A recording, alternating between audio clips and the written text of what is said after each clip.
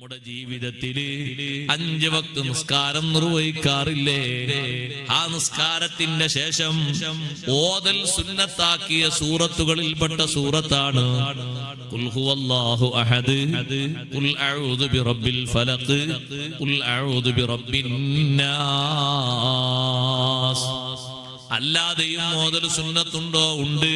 വെള്ളിയാഴ്ച മഗ്രിബ് നിസ്കാരത്തിൽ ഓതൽ സുന്നത്തുള്ള സൂറത്തുകൾ ഖുൽ അഊദു ബിറബ്ബിൽ ഫലഖ്, ഖുൽ അഊദു ബിറബ്ബിൻ നാസ് ആണ്. വെള്ളിയാഴ്ച രാവ് അഥവാ വ്യാഴാഴ്ച അസ്തമിച്ച വെള്ളിയാഴ്ച രാവ്, മനസ്സിലായില്ലേ? അതിന് മഗ്രിബിന് ഓതൽ സുന്നത്തുള്ളത് ഖുൽ യാ അയ്യുഹൽ കാഫിറൂനയും രണ്ടാമത്തെ റക്അത്തിൽ ഖുൽ ഹുവല്ലാഹു അഹദ് ആണ്. അതിന്റെ നേരെ പിറ്റേന്ന് അഥവാ വെള്ളിയാഴ്ച അസ്തമിച്ച ശനിയാഴ്ച രാത്രി ആ മഗ്രിബിന് ഓതൽ സുന്നത്തുള്ളത് ഖുൽ അഊദു ബിറബ്ബിൽ ഫലഖും ഖുൽ അഊദു ബിറബ്ബിൻ നാസ്. ഇപ്പൊ നിങ്ങൾ ഈ പരിപാടി കഴിഞ്ഞു പോയിട്ട് കട്ടിൽമേൽ ഉളുവൊക്കെ എടുത്ത് നല്ല വസ്ത്രമൊക്കെ മാറി കട്ടിൽമേൽ ഇരുന്ന് 2 കാലും നീട്ടിങ്ങനെ ഇരുന്ന് 2 കൈയും ഇങ്ങനെ ചേർത്ത് പിടിച്ച്, മോനെ കാണില്ലേ, ഇങ്ങനെ ചേർത്ത് പിടിക്കുക. അങ്ങനെ ചേർത്ത് പിടിച്ച് ഓരോ പ്രാവശ്യം ഖുൽ ഹുവല്ലാഹു അഹദ് അറിയില്ലേ?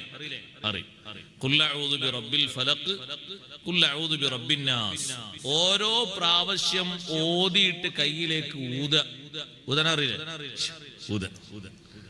ഓരോന്നും ഓരോ പ്രാവശ്യം ഓതിയിട്ട് ഊതിയതിനു ശേഷം മൂർധാവ് മുതൽ ഇങ്ങനെ ശരീരത്തിൽ തടവുക, കാലിന്റെ അടിഭാഗം വരെ തടവുക. 2ാം പ്രാവശ്യവും കൈ ഇങ്ങനെ ചേർത്ത് പിടിച്ച് ഓരോ തവണ ഊതി മൂർധാവ് മുതൽ കാൽപാദം വരെ തടവുക.